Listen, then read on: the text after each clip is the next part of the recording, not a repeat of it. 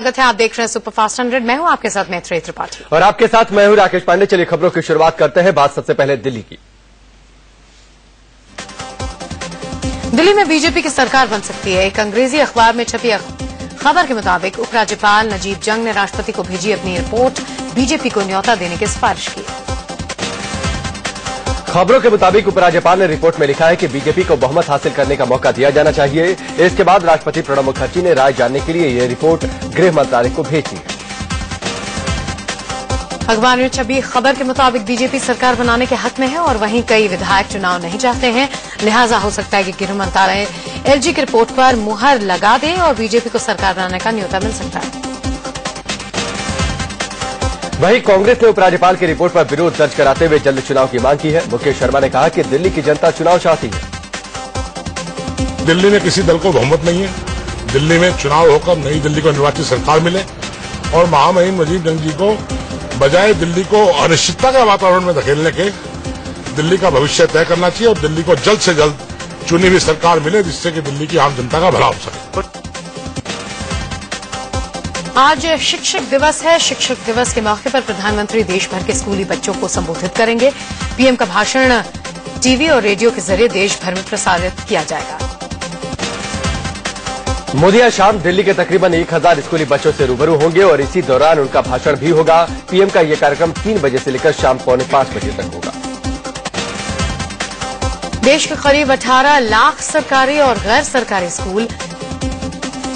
स्कूली बच्चे प्रधानमंत्री का भाषण लाइव देख पाएंगे और सुन पाएंगे। दूरदर्शन के सभी चैनल्स, मानव संसाधन विकास मंत्रालय के वेबसाइट और रेडियो पर भाषण का सीधा प्रसारण किया जाएगा। मुंबई शहर के अलग अलग स्कूलों में भी पीएम नरेंद्र मोदी के भाषण को दिखाने और सुनाने की तैयारी कर ली गई है। कांदिवली के गांधी विद्या मंदिर स्कूल के पास प्रोजेक्टर और एलसीडी के लिए बजट नहीं है, लेकिन यहां पढ़ाने वाले टीचर अपने घर से टीवी लेकर आएंगे और भाषण दिखाएंगे। टीचर्स डे से एक दिन पहले पीएम नरेंद्र मोदी शिक्षकों के एक कार्यक्रम में शरीक हुए। उन्होंने कहा कि उन्हें आज भी अपने सारे शिक्षक याद हैं। मोदी ने यह भी कहा कि जब वो गुजरात के सीएम बने थे तो अपने सभी शिक्षकों को बुलाकर मुलाकात की थी। भारत पाकिस्तानी रिश्तों में कड़वाहट दूर करने के लिए पाकिस्तान ने आम का सहारा लिया है। पाकिस्तानी पीएम नवाज शरीफ ने प्रधानमंत्री मोदी को आम भेजा है। रिश्तों में कड़वाहट दूर करने के लिए इससे पहले भारतीय प्रधानमंत्री नरेंद्र मोदी ने भी नवाज शरीफ की मां के लिए शॉल भेजा था जब नवाज शरीफ नरेंद्र मोदी के शपथ ग्रहण समारोह में शिरकत करने आए थे। मुंबई पहुंचे बीजेपी अध्यक्ष अमित शाह देर रात मातोश्री पहुंचे। यहां काफी देर तक अमित शाह और शिवसेना प्रमुख उद्धव ठाकरे के बीच बातचीत हुई। अमित शाह भेजा था जब नवाज शरीफ नरेंद्र मोदी के शपथ ग्रहण समारोह में शिरकत करने आए थे। मुंबई पहुंचे बीजेपी अध्यक्ष अमित शाह देर रात मातोश्री पहुंचे। यहां काफी देर तक अमित शाह और शिवसेना प्रमुख उद्धव ठाकरे के बीच बातचीत हुई। अमित शाह के साथ इस मौके पर राजीव प्रताप रूडी भी मौजूद थे। दिन भर बीजेपी कार्यकर्ताओं से मुलाकात के बाद अमित शाह मातोश्री पहुंचे। बीजेपी नेता राजीव प्रताप रूडी ने कहा कि ये बस एक औपचारिक मुलाकात थी और सीटों को लेकर कोई चर्चा नहीं हुई। सामान्य है, कोई राजनीतिक विषय पर चर्चा नहीं, इस विषय पर कोई चर्चा नहीं, सामान्य कटसी कॉल आए थे शहर में, courtesy call please. Alliance is absolutely perfect. Mumbai पहुंचे बीजेपी अध्यक्ष अमित शाह ने पहले दिन महाराष्ट्र बीजेपी नेताओं और कार्यकर्ताओं से मुलाकात की। शाह ने सूबे में आने वाले चुनाव के लिए नया नारा दिया, छत्रपति का आशीर्वाद, चलो चले मोदी के साथ। शाह ने कहा कि लोकसभा चुनाव का करिश्मा फिर दोहराना होगा। बीजेपी अध्यक्ष बनने के बाद पहली बार महाराष्ट्र पहुंचे अमित शाह ने शिवसेना सुप्रीमो बाल ठाकरे को श्रद्धांजलि दी। शाह ने महाराष्ट्र की धरती को बाल ठाकरे की धरती बताया। मुंबई पहुंचे बीजेपी अध्यक्ष अमित शाह ने बीजेपी सांसद पूनम महाजन के घर जाकर मुलाकात की। पूनम बीजेपी के कद्दावर दिवंगत नेता प्रमोद महाजन की बेटी है। अमित शाह ने गोपीनाथ मुंडे के परिवार से भी मुलाकात की। मुंबई पहुंचने पर बीजेपी अध्यक्ष अमित शाह का जोरदार स्वागत किया गया। इस दौरान उन्होंने कहा कि राज्य में अगली सरकार बीजेपी शिवसेना गठबंधन की ही होगी। भारत दौरे पर आए ऑस्ट्रेलियाई पीएम टोनी अबॉट की आज नरेंद्र मोदी से मुलाकात होगी। इस दौरान कई अहम मसलों पर समझौता हो सकता है। दोनों देशों के बीच असैन्य परमाणु करार भी हो सकता है।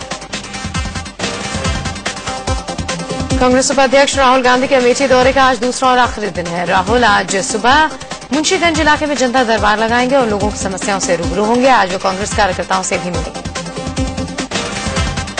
इसके बाद राहुल गांधी मुसाफिरखाना में एक इंटर कॉलेज भी जाएंगे, जहां वो शिक्षक दिवस के मौके पर टीचरों को सम्मानित करेंगे। फिर वो स्वतंत्रता सेनानी राजाराम के परिजनों से भी मुलाकात करेंगे। इसके बाद वो लखनऊ के लिए रवाना हो जाएंगे। अपने दौरे के पहले दिन कांग्रेस उपाध्यक्ष राहुल गांधी ने प्रधानमंत्री नरेंद्र मोदी पर सबसे बड़ा हमला बोला। अमेठी में राहुल ने कहा कि देश में बिजली पानी की समस्या है और पीएम जापान में ढोल बजा रहे हैं। जापान में ढोलक बजा रहे हैं और यहाँ पे बिजली नहीं है, यहाँ पे पानी नहीं है, यहाँ पे सड़क नहीं है, यहाँ पे सब्जी के दाम ऊपर बढ़ते जा रहे हैं। अमेठी दौरे पर गए राहुल गांधी ने पीएम नरेंद्र मोदी पर जमकर निशाना साधा। कुछ महीने पहले यहाँ हमारी नई सरकार आई है और बड़े वायदे किए थे उन्होंने, हिंदुस्तान को बदलने के वायदे, बिजली के वायदे, पानी के वायदे, दाम कम करने के वायदे। तो जो वायदे इन्होंने किए हैं उनको वो पूरा तो करें, शुरू तो करें। राहुल गांधी ने यह भी कहा कि मोदी सरकार को 100 दिन पूरे हो गए हैं, लेकिन अभी तक सिर्फ भाषणबाजी ही चल रही है। उन्होंने पूछा कि आखिर रिजल्ट कब आएगा। 100 दिन हो गए हैं, सब्जी के दाम आप लोग जानते हैं, बिजली की समस्या आपको दिखाई दे रही है, शुरुआत भी नहीं हुई है, बड़े बड़े भाषण हो रहे हैं मगर कोई रिजल्ट नहीं दिखाई दे रहा है और जनता को भी ये लग रहा है। पीएम पर राहुल गांधी के इस निशाने से बीजेपी भड़क उठी है। बीजेपी प्रवक्ता नलिन कोहली ने कहा कि पीएम ने ड्रम बजाया तो संसद में सोने वाले राहुल गांधी का बाजा क्यों बज गया। अपने संसदीय क्षेत्र अमेठी दौरे पर गए कांग्रेस उपाध्यक्ष राहुल गांधी को लोगों ने घेरकर बिजली समस्या का रोना रोया। बताया कि बिजली दिन भर गायब रहती है। इन लोगों ने राहुल से बिजली समस्या का समाधान करने को कहा। राहुल जब गांव में घूम रहे थे तो लोगों ने उनके सामने बिजली की हालत बताई। इन लोगों ने कहा कि हर रोज 3 से 4 घंटे ही बिजली रहती है। बहुत ज्यादा समस्या है यहाँ पर, बिजली का 4 घंटे अब 2-3-4 घंटे आती है, बहुत ज्यादा। राहुल गांधी ने कहा कि वो अमेठी में बिजली की समस्या के बारे में जानते हैं। उन्होंने कहा कि सीएम अखिलेश यादव को चिट्ठी लिखी है, अब देखिए क्या होता है। मैंने चीफ मिनिस्टर जी को चिट्ठी लिखी है जी, बहुत ज्यादा समस्या था। राहुल जी जम्मू कश्मीर में बाढ़ की तबाही के बीच राजौरी जिले में एक बस नदी में बह गई। एक शादी समारोह में शामिल होने के लिए 50 लोग बस में जा रहे थे। बाढ़ से पुंछ जिला बुरी तरह से प्रभावित हुआ है। यहां 10 लोगों के मारे जाने की खबर है, वहीं कई लापता बताए जा रहे हैं। बंकर धंस जाने से एक बीएसएफ इंस्पेक्टर की मौत हो गई। पुंछ में आलम यह है कि सड़कों पर 4 से 5 फीट तक पानी भर गया है, जिसमें गाड़ियां तक डूब गई। जम्मू कश्मीर में आसमान से आफत बरस रही है। बीते 2 से 3 दिनों में दर्जनों लोगों की बारिश और बाढ़ के कहर से मरने की आशंका है। रियासी जिले में भी भारी बारिश और बाढ़ ने तबाही मचा रखी है। जम्मू के अखनूर में मचा हुआ है। चिनाब नदी के पास के इलाकों में बाढ़ का पानी घुस गया है। लगातार हो रही बारिश के चलते जम्मू में चिनाब नदी का जलस्तर बढ़ गया। नदी में पानी बढ़ जाने से तटीय इलाके बुरी तरह प्रभावित हुए। जम्मू में आई तबाही की बाढ़ से राहत के लिए सेना ने ऑपरेशन मेघ राहत शुरू किया है। नदियों के पुल पर तारों से बाढ़ बनाए जा रहे हैं।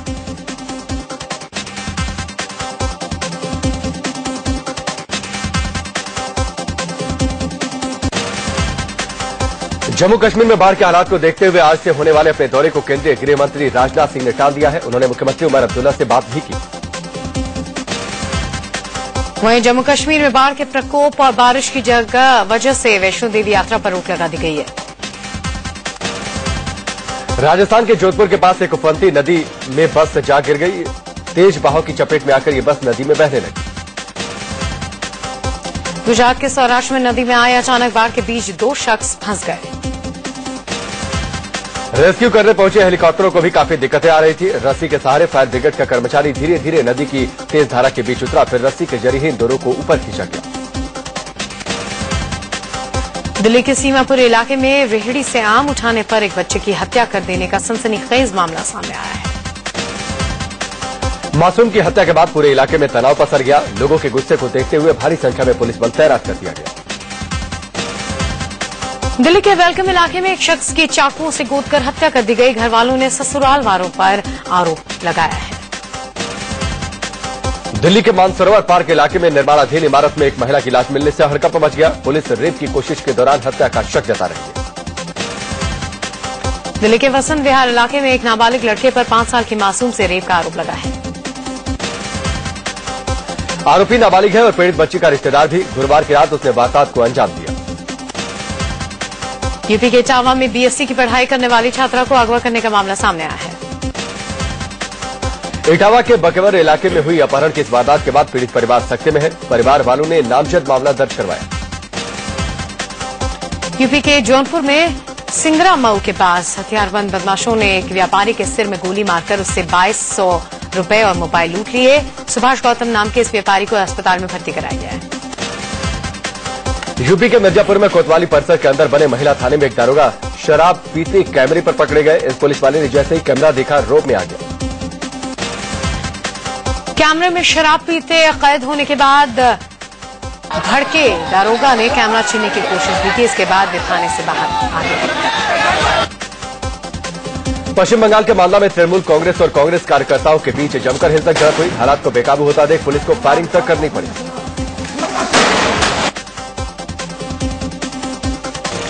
मालदा के कालीकोट इलाके में हुए इस हंगामे के बाद चारों ओर अफरा तफरी मच गई। बवाल बढ़ा तो पुलिस ने मोर्चा संभाला। हरियाणा के सिरसा में पुलिस ने अपने लिए अलग गर्ल्स कॉलेज और दूसरी सुविधाओं की मांग कर रही छात्राओं पर लाठीचार्ज कर दिया। छात्राएं सिरसा के डीसी आवास पर प्रदर्शन कर रही थी। लाठीचार्ज का विरोध करने पर पुलिस ने छात्र संगठन एआईएसएफ और एबीवीपी के नेताओं को भी हिरासत में ले लिया। राजस्थान के धौलपुर में एक मनचले की जमकर पिटाई हुई। ये युवक राह चलती महिलाओं से छेड़खानी कर रहा है। बिहार के दरभंगा में लोगों ने एक शख्स की जमकर धुनाई कर दी। नगर थाना इलाके में ब्रह्मदेव नाम के शख्स को लोगों ने लात घूंसों और थप्पड़ों से पीटा। धोखाधड़ी का आरोपी कानपुर के एक स्कूल मैनेजर की लोगों ने जमकर पिटाई कर दी। पिटाई करने वाले में स्कूल की शिक्षिकाएं और बच्चों के अभिभावक। मारने पीटने के बाद लोगों ने स्कूल प्रबंधक को मुर्गा भी बनाया। राजस्थान के कोटा में एक ऑटो और टाटा मैजिक में टक्कर होने के बाद ऑटो में सवार महिलाओं ने ड्राइवर की सड़क पर चप्पलों और डंडों से पिटाई कर दी। सुप्रीम कोर्ट के पूर्व मुख्य न्यायाधीश जस्टिस पी सतशिवम आज केरल के राज्यपाल पद की शपथ लेंगे। जब कल्याण सिंह राज्यपाल पद की शपथ ले रहे थे तो वहां मौजूद लोगों ने जोर जोर से जय श्री राम के नारे लगाए। इस पर राज्यपाल कल्याण सिंह ने कहा कि जिसमें निष्ठा होता है उसी के नारे लगाता है। लव जिहाद का राग छेड़ना और विवादित बयान देना बीजेपी को भारी पड़ सकता है। हाईकोर्ट के लखनऊ बेंच ने केंद्र सरकार और चुनाव आयोग से जवाब मांगा है कि केंद्रीय मंत्री कलराज मिश्रा और योगी आदित्यनाथ पर क्या कार्रवाई हुई। इलाहाबाद हाईकोर्ट के लखनऊ बेंच में अर्जी लगाई गई थी और लव जिहाद पर बयान के चलते केंद्रीय मंत्री कलराज मिश्र के चुनाव प्रचार पर रोक लगाने की मांग की गई। जनहित याचिका की सुनवाई के बाद हाईकोर्ट के लखनऊ बेंच ने केंद्र सरकार और चुनाव आयोग से जवाब तलब किया है। बीजेपी के वरिष्ठ नेता कल्याण सिंह ने कल राजस्थान के राज्यपाल के तौर पर शपथ ली। जयपुर में राजभवन में कल्याण सिंह का शपथ ग्रहण समारोह हुआ। पूरी तरह देश में बने गश्ती पोत आईएनएस सुमित्रा को भारतीय नौसेना में शामिल कर लिया गया। मोदी सरकार ने केंद्रीय कर्मचारियों को बड़ा तोहफा दिया है। सरकार ने महंगाई भत्ता 100% से बढ़ाकर 107% कर दिया। दुनिया के सबसे खूंखार आतंकी संगठन अलकायदा के मुखिया अल जवाहिरी का वीडियो सामने आने के बाद गृह मंत्रालय में अहम बैठक हुई। अल जवाहिरी के वीडियो को लेकर गृहमंत्री राजनाथ सिंह अफसरों के साथ बैठक की। गृह मंत्रालय ने इस वीडियो की जांच के भी आदेश दिए। अलकायदा चीफ अल जवाहिरी के वीडियो को लेकर गृह मंत्रालय ने प्रधानमंत्री कार्यालय को भी जानकारी दी है। दरअसल अलकायदा की नजर अब भारत पर है और उसने भारत में आतंक फैलाने के लिए नई शाखा खोलने का ऐलान किया है। अलकायदा के इस वीडियो में अल जवाहिरी ने भारतीय उपमहाद्वीप में पैर पसारने की बात कही है। इस वीडियो में आतंकी अल जवाहिरी ने पूरे भारतीय उपमहाद्वीप में अलकायदा के विस्तार की योजना बताई। म्यांमार और बांग्लादेश में भी वो अलकायदा को स्थापित करना चाहता है। ब्रेक के बाद आगे बढ़ते हैं। सुप्रीम कोर्ट से सीबीआई डायरेक्टर रंजीत सिन्हा को झटका लगा। आरोपियों से मुलाकात के मामले में चल रही मीडिया रिपोर्टिंग पर रोक लगाने की रंजीत सिन्हा की मांग को सुप्रीम कोर्ट ने खारिज कर दिया है। सुनवाई के दौरान सीबीआई डायरेक्टर रंजीत सिन्हा के वकील ने मीडिया रिपोर्टिंग पर आपत्ति जताई थी। साथ ही प्रशांत भूषण और अरविंद केजरीवाल को निशाने पर लेते हुए कहा कि दोनों खुद को कानून से ऊपर मानते हैं। सुप्रीम कोर्ट इस मामले में अब सोमवार को अगली सुनवाई करेगा। दरअसल प्रशांत भूषण ने सीबीआई डायरेक्टर रंजीत सिन्हा के घर पर मुलाकात करने वाले लोगों की सूची सुप्रीम कोर्ट को सौंपी थी और कहा था कि वो कई घोटालों के आरोपियों से मिलते रहे। विजिटर डायरी से यह खुलासा हुआ है कि रंजीत सिन्हा ने 15 महीने के कार्यकाल में 50 ऐसे लोगों से मुलाकात की जिनके खिलाफ अदालत में मामले चल रहे हैं। सीबीआई डायरेक्टर रंजीत सिन्हा ने अपने ऊपर लगे आरोपों से इनकार किया है और इसे अपनी निजता का हनन बताया। रांची के चर्चित तारा शाहदेव लव जिहाद केस के आरोपी रंजीत सिंह कोहली उर्फ रकीबुल हसन को न्यायिक हिरासत में जेल भेज दिया गया। तो खबरों में आगे रुक करेंगे। रांची पुलिस ने तारा शाहदेव के पति रंजीत की 3 दिनों के लिए 2 बार रिमांड में लिया था और पूछताछ भी की थी। कन्नड़ अभिनेत्री से रेप के मामले में रेल मंत्री सदानंद गौड़ा के बेटे कार्तिक गौड़ा के खिलाफ अरेस्ट वारंट जारी किया गया है। बदायूं के चर्चित गैंगरेप मर्डर केस में 3 आरोपियों को जमानत मिल गई। निचारी कांड के दोषी सुरेंद्र कोहली को गाजियाबाद से मेरठ जेल में शिफ्ट कर दिया गया है। पीएम मोदी के प्रोजेक्ट प्रधानमंत्री जनधन योजना में बड़ी धांधली सामने आई है। दिल्ली के पांडवनगर के सिंडिकेट बैंक में योजना के तहत खाता खुलवाने पर